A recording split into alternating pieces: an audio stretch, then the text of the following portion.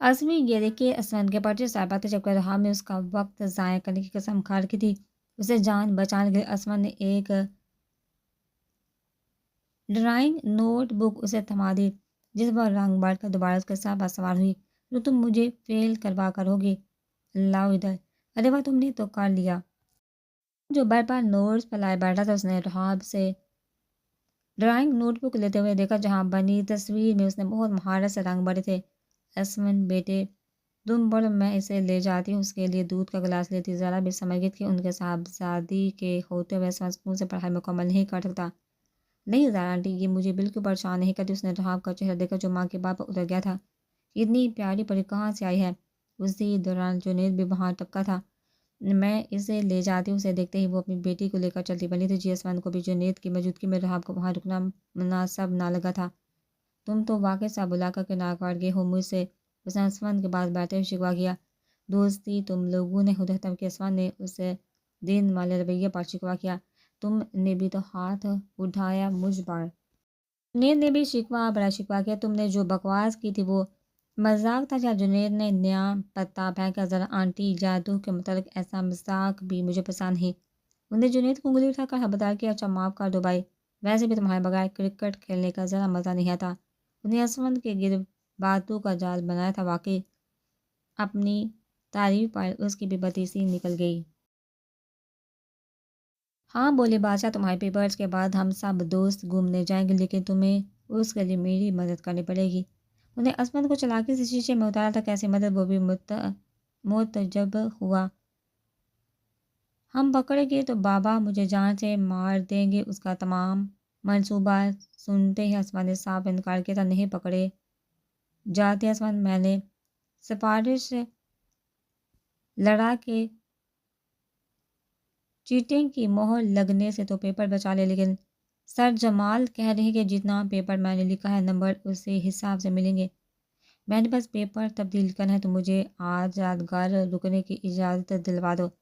मैं जानता हूँ सर किसी काम से कि हैं कल तक आएंगे। मेरी मदद कर दो भाई। उसने हाथ जोड़ते वैसा से मदद मांगी तो उसे भी जुनैद पर तरस आया। वो बेचारा 8 साल की उम्र से दादा दादी के पास वालदैन से दूर ज़िंदगी गुजार रहा था। लंदन गए माँ बाप दादी दादा की रहलत के बाद भी उसे साथ ले जाने के बजाय मुलाजमीन के रहम करम पर छोड़ गए थे।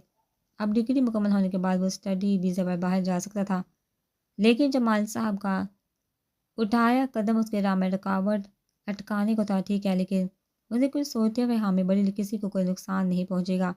उन्हें आसमान की बात मुकम्मल होने से कबल ही यकीन दहानी करवाई थी। रात गए उन्हें आसमान की मदद से अनैक्सी की दूसरी चाबी हासिल की थी। आसमान जो उसके साथ नेकी करने जा रहे थे, सबने दरिंदा सिफ्त दोस्त के इरादे मालूम न थे। वो बस उसका भला चाहते थे, लेकिन उस भलाई के चक्कर में उसने ढाब और जारा की ज़िंदगी को खतरे में डाल दिया था। मानना पड़ेगा जमाल साहब की बीवी तो बहुत कमाल है। एक तीर से दो शिकार क्यों ना किए जाएं। अपने बस्ते में दूसरा बच्चा और एक रिवाल्वर डाल दे हुए उसकी नीयत में खोट आया था। जुनैद, तुम वादा करो किसी को कोई नुकसान नहीं पहुंचाओगे। असमान नींद से जागा तो उसे कमरे से निकलते देखकर वादा याद दिलाया था। नहीं पहुंचाता, तुम सो जाओ। बस्ता कंधे पर बस्ता अटकाते हुए वो अनैक्सी का रुकार गया था। वो चोर कदमों से अनैक्सी के लिए पहुंचा तो अंदर जलती रोशनी उस बात की अलामत थी कि दो वो माँ बेटी अभी तक जाग रही। उसने दबे पाँव चलते हुए अनैक्सी की खिड़की से अंदर झाँका तो दिलावर शाह पहले से वहाँ मौजूद थे। दिलावर अंकल, उसे खिड़की के एक कोने से झांकने पर दिलावर शाह ज़ारा के बहुत करीब खड़े दिखाई दिए थे। शर्म आनी चाहिए आपको, मैंने आपको हमेशा बड़ा भाई माना है और आप ज़ारा की जानब से लानत तानी जा रही थी। समझने की कोशिश करो ज़ारा, वो जमाल तुम्हें कोई खुशी नहीं दे सकता, लेकिन मैं तुम्हें हीरे मोतियों में तोड़ लूँगा। उसने ज़ारा को डेरू लालच दिए थे। चले जाइए यहाँ से वरना मैं मुंह तोड़ दूँगी आपका। उन्हें दलावर के सीने पर थप्पड़ मारते हुए खुद से दूर धकेला था। ऐसे कैसे चला जाऊँ? कब से पागल कर रखा है तुमने? वो जो शराब के नशे में पहले आधे होश गवा बैठे थे, गिरते गिरते संभल गए। और दिलावर शाह ने गुस्से से ज़ारा को बिस्तर पर पड़ा था और खुद भी उस पर झुकने को थे। जाओ वरना मैं जान ले लूँगी तुम्हारी। ज़ारा ने लैंप मेज़ के ऊपर के स्टील के गिलास से दिलावर शाह को माथे का निशाना बनाया था। फिर उनके संभलने से कबल ही पास तक की छुरी उठाकर उन्हें धमका गई। देख लूँगा तुम्हें, 2 टके क्यों ना तुम्हें जख्मी ماتھا رگڑتے وہ وہاں سے نکل گئے تھے۔ چوٹ اتنی گہری نہ تھی کہ خون نکلتا، لیکن ماتھا سوج ضرور گیا تھا۔ ارے واہ انکل تو بڑے ہی رنگین بازار نکلے، کوئی بات نہیں، یہ کوشش ہم بھی کر لیتے ہیں۔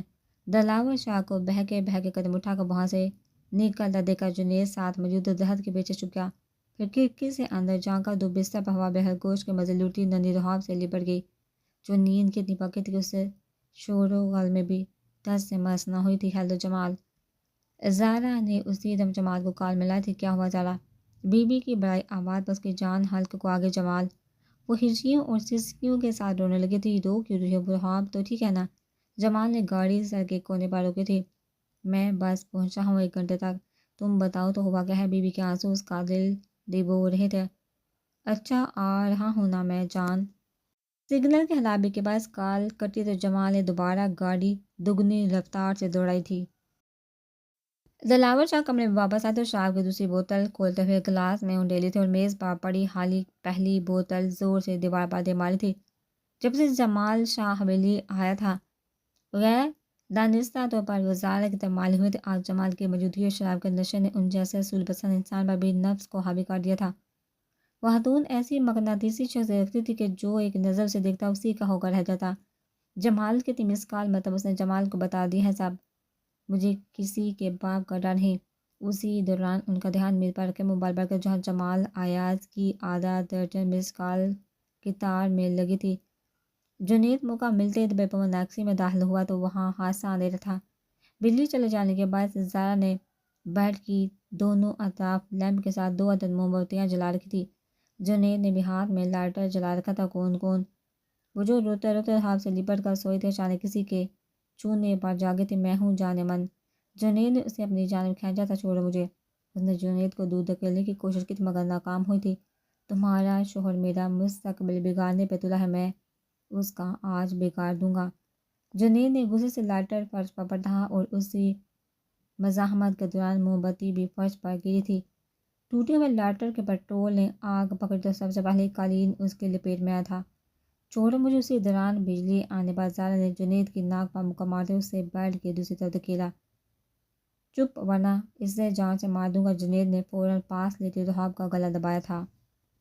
چھوڑو میری بیٹی کو۔ اسی دوران آگ قالین سے بیڈ شیٹ اور لیمپ والی میز تک جا پہنچی تھی۔ آگ کے دھوئیں سے زارا کا سانس لینا بھی دشوار ہوا تھا۔ وہیں جنید کے گلا دبانے پر رحاب بھی جاگ چکی تھی۔ انہیں اٹھتے ساتھ جنید کا حباست میں اٹا چہرہ دیکھا تو وہ جان بچانے کے لیے وہاں سے دوڑ گیا تھا۔ ماما، بابا۔ ماں کو دھوئیں کے باعث بے ہوش ہوتا دیکھ کر رحاب نے بھی رونا شروع کر دیا تھا۔ دھوئیں اور گھٹن کے باعث اس کے لیے اب آنکھیں کھولنا بھی محال تھا۔ رخ یہ جنید نہیں آیا ابھی تک، یا اللہ آگ، بابا بابا۔ اسمند کسی بورے خواب سے بیدار ہوا تھا۔ اس نے رحاب کو آگ کی زد میں تڑپتے دیکھا تو ڈر کر بیٹھ سے اٹھا اور جیسے ہی بالکونی سے نیچے جھانکا تو نیکسی کی کھڑکی سے سیاہ دھواں برآمد ہو رہا تھا۔ رخ وہ نیچے پہنچے تو دلاور شاہ اور جنید نیکسی کے باہر ہاتھ باندھے کھڑے تھے۔ اسمند اسے اندر بھاگتا دیکھ کر دلاور نے روکا تھا۔ بابا رخ رو رہی ہے۔ خود کو ان کی گرفت سے آزاد کرواتا وہ بغیر اپنی جان کی پرواہ کیے آگ میں کود گیا تھا۔ رک جاؤ اسمند۔ رخ اندر پہنچا تو زارا اونتے منہ بیڈ پر بے ہوش پڑی تھی۔ وہ رحاب چہرہ دونوں ہاتھوں میں چھپائے روئے جا رہی تھی۔ انہوں نے ارد گرد دیکھا، پھر صوفے پر رکھی جمال کی گرم لیدر کی جیکٹ میں رحاب کو لپیٹ کر وہاں سے نکلا تھا۔ بیڈ کے گرد نوا لگی آگ سے اس نے رحاب کو تو بچا لیا تھا مگر اپنی کمر اور بازو جھلسا لیے تھے۔ رو آنکھیں کھولے۔ بابا رکو، سانس نہیں آ رہی، میں اسے ڈاکٹر کے لے جاؤں؟ یہ تو کبھی میری آواز سن کے سوئی نہیں رہتی، فوراً اٹھ جاتی ہے۔ میں اسے ڈاکٹر کے پاس لے کر جا رہا ہوں۔ وہ رحاب کو لیے باہر پہنچا، اسے ٹھنڈی گھاس پر لٹا کر جیکٹ سے نکالا تھا۔ اس کا رنگ اس وقت زرد پڑ چکا تھا اور سانس بھی رک رک کر آتی تھی۔ کئی بار چہرہ تھپتپانے پر بھی جب وہ ہوش میں نہ آئی تو اسمند نے اسے بازو میں اٹھایا اور ہسپتال کو دوڑا تھا۔ رکو اسمند۔ اسے گاڑی میں بیٹھتا دیکھ کر دلاور شاہ نے روکنے کی کوشش کی تھی۔ اسے گاڑی چلانی آتی تھی مگر اس وقت اس کا یوں جانا باپ کو پریشان کر گیا۔ اب زارا آنٹی کو بچائیے بابا پلیز، جنید کچھ کرو۔ انہیں ہدایت دیتا وہ تن فن ہسپتال کو دوڑا تھا۔ بچاؤ بچاؤ۔ زارا کو ہوش آئے تو آدھے سے زیادہ کمرہ آگ کی لپیٹ میں تھا۔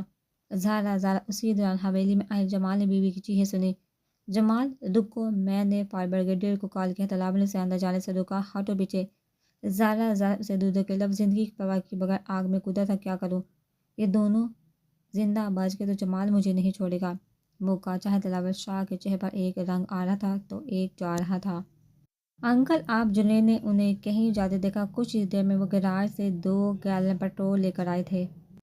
خاموش اسے چپ رہنے کا اشارہ کرتے ہوئے انہوں نے نیکسی کے چاروں طرف پٹرول، انڈیلا اور ماچس لگا آگ مزید بھڑکاتے رہا۔ کو اگلی صبح ہوش آئی تھی، مگر اسے اگلے 24 گھنٹے تک ڈاکٹر نے نگرانی میں رکھنے کو کہا۔ دوسری طرف آگ میں جلس کا اس کے والدین زندگی کی بازی ہار گئے تھے، جس کا ذمہ دار دلاور شاہ نے جنید کو قرار دیا تھا۔ یہ سب اس نے کیا ہے انسپکٹر صاحب، بتاؤ عثمان۔ ان دونوں کی تدفین کے فوراً بعد گارڈ پولیس بلا کر دلاور شاہ نے بڑے مجمع میں جنید کو گرفتار کروایا تھا۔ یہ جھوٹ ہے، اس نے اسی دم الزام جھٹلایا تھا۔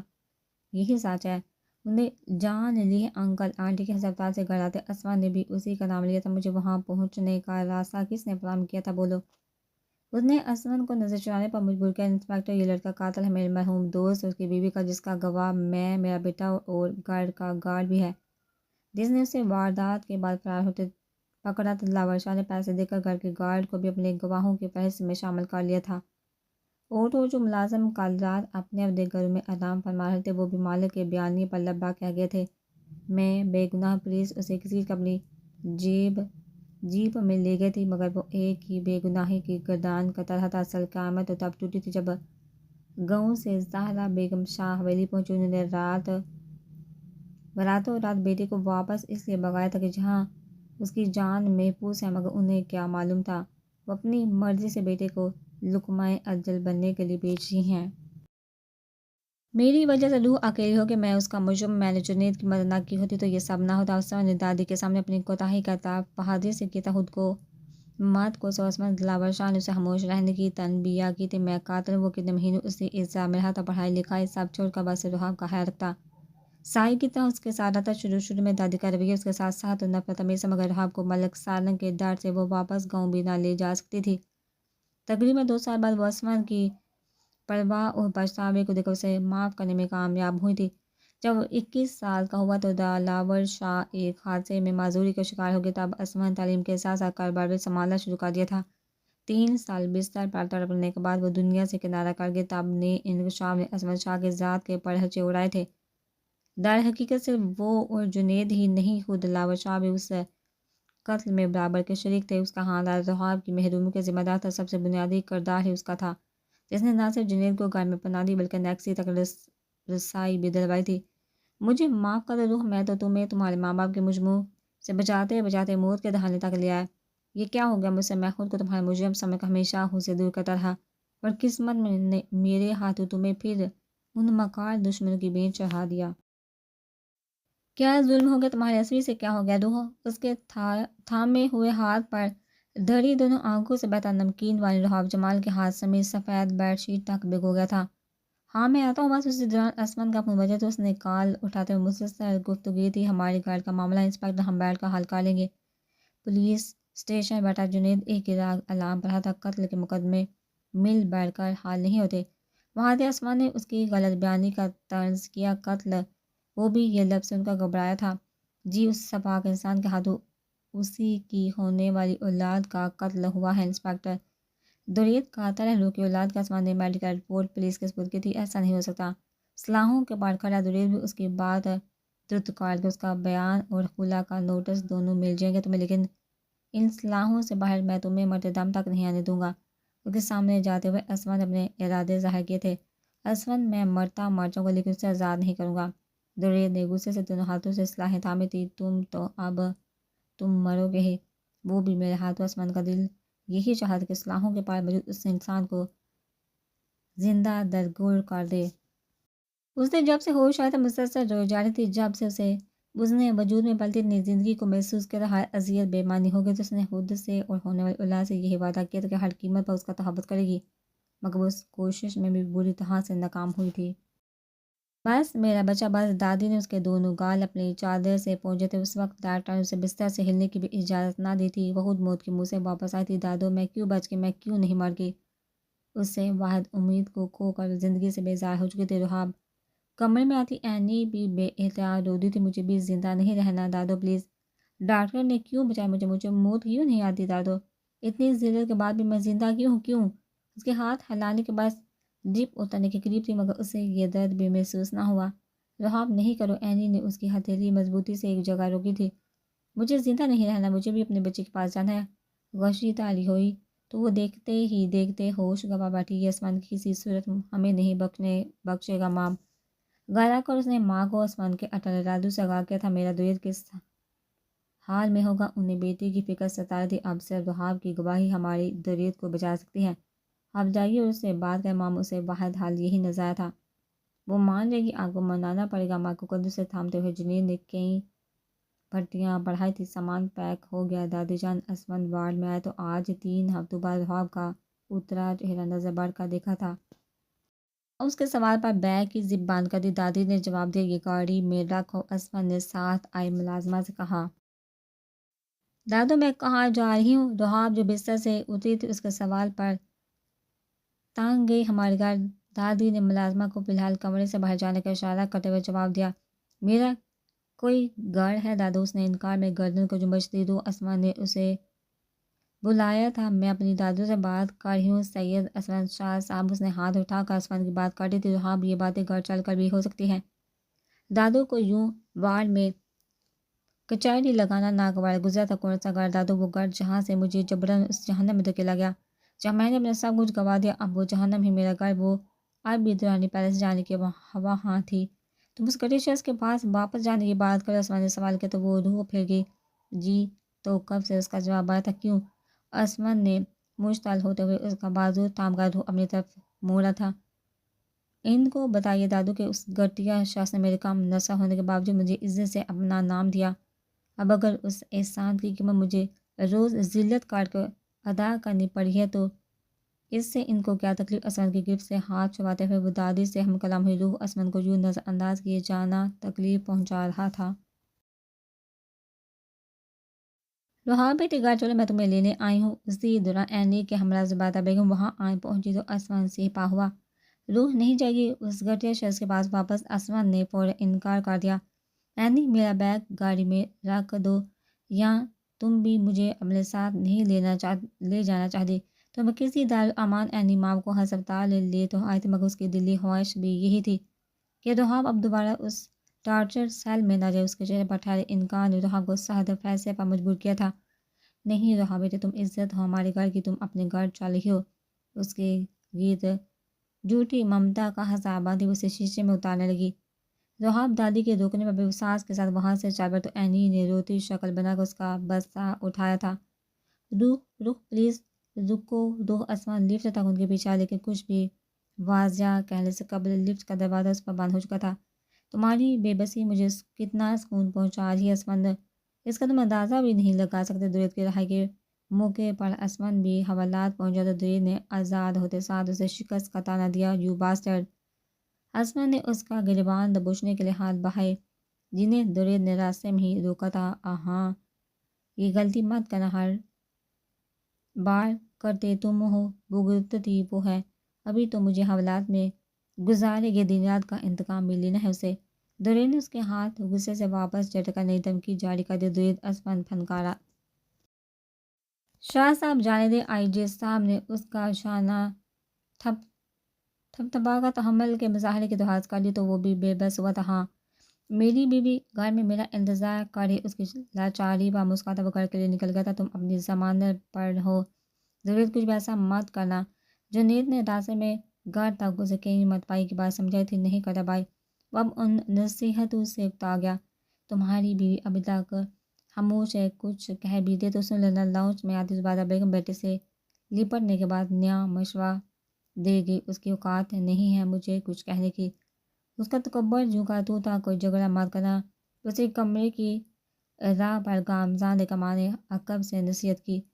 جھگڑا نہیں، صاف برابر کرنے جا رہا ہوں۔ اسمن کے بعد اب رہاب کا سکون غارت کرنا چاہتا تھا۔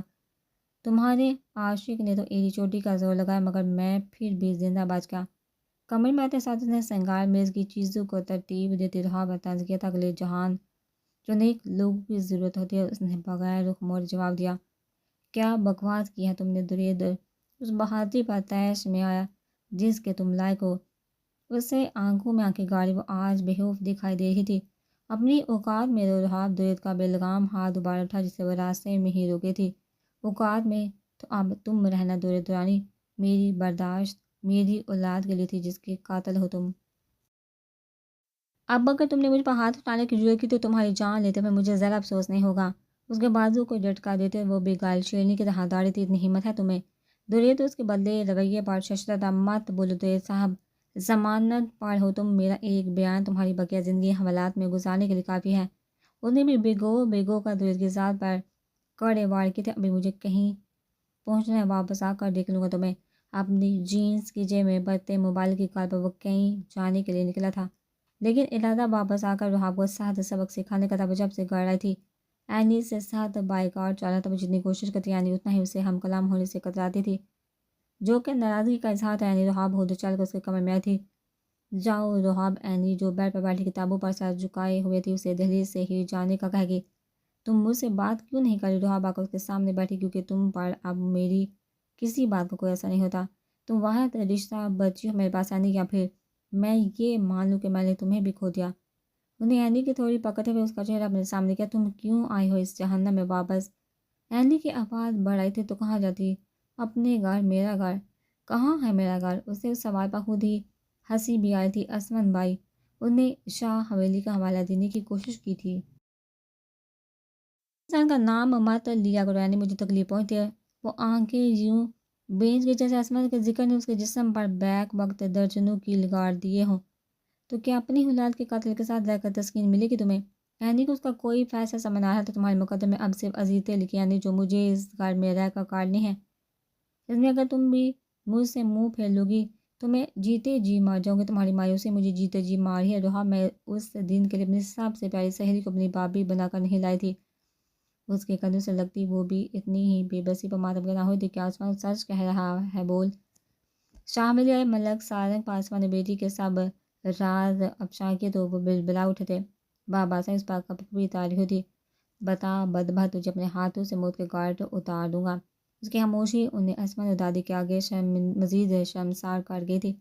تمہیں جو بھی کرنا ہے ملک سارنگ اپنے گھر جا کر کرو، لیکن میرا حتمی فیصلہ یہ ہے کہ نہ میں اسے طلاق دوں گا، نہ ہی اپنے گھر میں بیوی کی حیثیت تمہارے گھر میں میرا نام ساتھ لگائے ساری عمر سٹی رہے گی۔ عثمان نے بھی حتمی فیصلہ باپ بیٹی کے منہ پر دے مارا تھا۔ پہلے یہ میرے ہاتھوں زندہ تو بچے چل سے گھسیٹتے وہ اپنے ساتھ لے کر گئے تھے۔ عثمان، تم کیوں اس بدنامی کو اپنے نام منسوب رکھنا چاہتے ہو بیٹے؟ ان کے جاتے ہی وہ صوفے پر بیٹھا تو دادی نے اسے ہی پیسے پر نظر ثانی کا مشورہ دیا تھا۔ میں نے اسے آزاد کر دیا تو وہ درید روح کی زندگی مزید عجیجن کر لے گی، وہ اسے بھی روح کے سر پر مسلط کر دے گا۔ انہیں اپنے فیصلے کا حتمی پہلو دادی کی کوشش گزار کیا تھا۔ رحاب ہماری ایک نہیں سنی، اب تو میں بھی نہیں چاہتی کہ وہ اس انسان کے ساتھ ایک لمحہ بھی گزارے۔ اس کے برابر میں بیٹھی آپ ابھی پوتی کے لیے اداس ہوئی تھی۔ روح بہت ضدی ہے دادی جان، میرے غلط فیصلوں کی سزا خود کو دے رہی ہے۔ عصمت کو ہر زاویے سے اپنا آپ ہی غلط لگ رہا تھا۔ درید پچھلے کئی روز سے گھر واپس نہ آیا تھا۔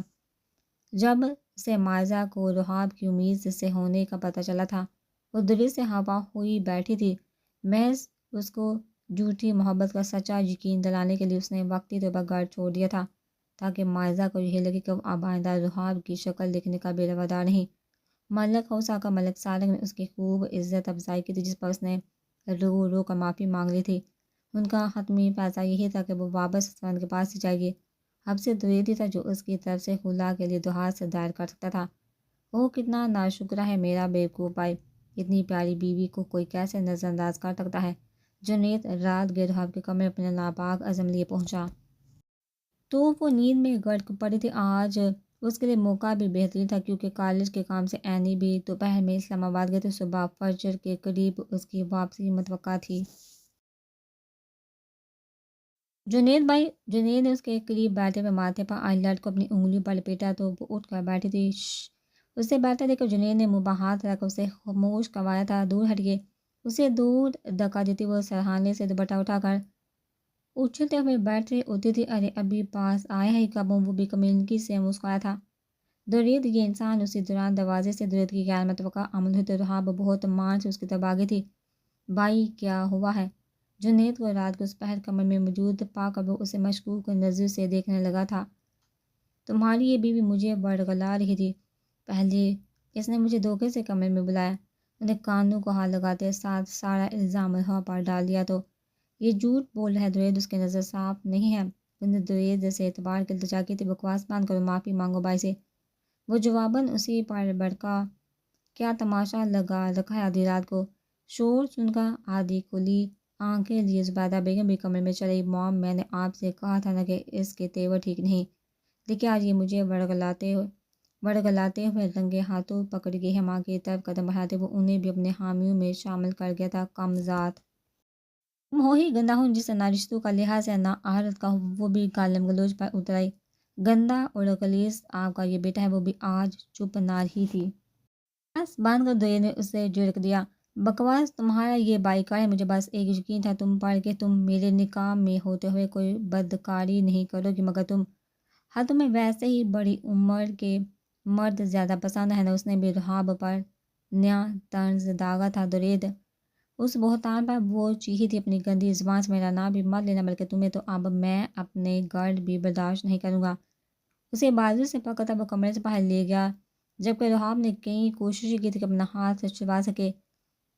سرتی رہو اب ادھر۔ اسے لان کے آخری کونے میں موجود آؤٹ ہاؤس کے دروازے سے اندر پلٹا کر درید نے دروازہ باہر سے بند کر دیا تھا۔ درید اس نے دروازہ متعدد بار اندر سے کھٹکھٹایا تھا۔ میرے بیوقوف بھائی نے تو میرا کام موڈ بھی آسان کر دیا۔ گریٹ بھائی ہو تو ایسا۔ جنید جو ان کا پیچھا کرتا کرتا لان تک آیا تھا، درید کی اس حرکت کے بعد اپنے مقصد کے بہت قریب پہنچ چکا تھا۔ جب سے رحاب واپس درانی پیلس گئی تھی، عصمت کے لیے زندگی ہی بے معنی ہو گئی تھی۔ ذہنی دباؤ کی وجہ سے پچھلے کچھ دنوں سے اسے پینک اٹیک ہونے لگے تھے۔ آج بھی رات گئے دل گھبرانے پر ٹھیک اس نے کمرے میں دیر تک روک رکھا تھا۔ روح دادی جان، میرا دل ڈوبا جا رہا ہے۔ روح ضرور، روح کسی مصیبت میں، آپ جائیے وہاں۔ دادی کی گود میں سر کے وہ خوف کے عالم میں بیدار ہوا تھا۔ کتنی بار گئی ہوں، وہ ملنے سے ہی انکار کر دیتی ہے۔ اسما اس کے لیے دوائی لے کر آئی تو دادی نے اس کی ہتھیلی پر 2 سے 3 گولیاں رکھتے ہوئے پانی کا گلاس تھمایا تھا۔ اینی بھی شہر سے باہر گئی ہے، ورنہ میں اس سے پوچھ لیتا۔ دوائی لیتے وقت بھی اس کا ذہن وہی اٹکا تھا۔ عصمت وہ ہم سے کوئی تعلق نہیں رکھنا چاہتے، انہوں نے درید کو ہی اپنا مقدر مان لیا ہے بیٹے، دادی نے نا امیدی سے بولی تو اسکول کے لیے اضافی نوافل پڑھنے کی نیت سے اٹھا تھا۔ اسے عبادت میں مصروف دے کر دادی بھی کمرے سے چلے گئے تھے۔ یا اللہ، میں بہت گناہ گار انسان ہوں، مجھ سے بہت بڑا گناہ ہوا ہے، میرے ہاتھوں معصوم لوگوں کے خون سے رنگے ہیں میرے مالک۔ یہی وجہ تھی کہ میں خود کو روح کے لائق نہیں سمجھتا تھا۔ اسے خود سے دور کرنے کا مقصد اس کے لیے بہترین کا انتخاب کرنا تھا، لیکن میں اس میں بھی بری طرح سے ناکام ہوا۔ میری ناکامیوں کا خمیازہ وہ بھگت رہی ہے میرے پروردگار۔ اس کی آزمائش کو ختم کر دے، مجھے اس کی خوشیاں واپس لوٹا دے، مجھے اتنی زندگی دے کہ میں اس کو دیے گئے دکھوں کی تلافی کر سکوں۔ مسلے پر دعا کے لیے ہاتھ اٹھائے، وہ بے اختیار ہچکیاں بننے لگا تھا۔ دونوں آنکھوں سے جاری آنسو آنکھوں سے بہتے گالوں اور داڑھی کو عبور کرتے پھیلی ہوئی کشادہ ہتھیلی پر موتیوں کی طرح چمکنے لگے تھے۔ وہ جس سکون کا طلبگار تھا، اس کا واحد وسیلہ رحاب جمال کی پرسکون زندگی تھی۔ عصمت شاہ باہر مسرت سے اٹھا تھا جب آدھی رات کو درید نے شاہ حویلی کا سکون برباد کیا تھا۔ تم کیا کرنے آئے ہو؟ جہاں وہ سیڑھیاں اترتا نیچے حال میں پہنچا تو درید کچھ دستاویزات لیے کھڑا تھا۔ دستک کرو اس پر۔ اس نے کاغذات عصمت کے ہاتھ میں جبراً تھما دیے۔ یہ کیا ہے؟ اس نے کاغذات پڑھے بغیر صوفے پر دے پھینکے۔ طلاق نامہ ہے، آزاد کرو مائزہ کو۔ اس نام نہادشتے سے اس نے یوں حکم دیا جیسے عصمت لمحوں میں اسے بجا لائے گا۔ تم جیسا بے غیرت شخص میں نے نہیں دیکھا درید۔ پہلے مجھے رحاب سے دور کرنے کے لیے تم نے مائزہ کو استعمال کیا، پھر مائزہ کے زیر روح کو مجھ سے اتنا پسند کیا کہ وہ تم جیسے کمزور کا ہاتھ تھامنے پر مجبور ہوگی۔ ایسے کیا دیکھ رہے ہو؟ میں سب سچ مائزہ کے منہ سے سن چکا ہوں۔ تم نے ملک فیملی کو ٹائپ کے ملک سارنگ روح کے زندہ ہونے کی خبر پہنچائی تاکہ وہ اسے واپس گاؤں لے جائے۔ وہ مائزہ کے بھائی کے نام سے منسوب تھی، یہ بات تم جانتے تھے۔ پہلے تم نے سوچا کہ مائزہ سے شادی کر کے تم رحاب کے ذریعے اپنے بھائی کو آزاد کروا لو گے، لیکن جب میری دولت دیکھ کر ملک سارنگ نے روح کی آزادی کے بدلے میری مائزہ سے نکاح کی شرط رکھی تو تم نے نیا شیطانی منصوبہ تیار کیا۔ تم تو ابلیس ہو، ابلیس۔ اس کا ہر راز اسی کے منہ پر اگلتے وہ درید کو بھی حیران کر گیا۔ تو تم کون ہو؟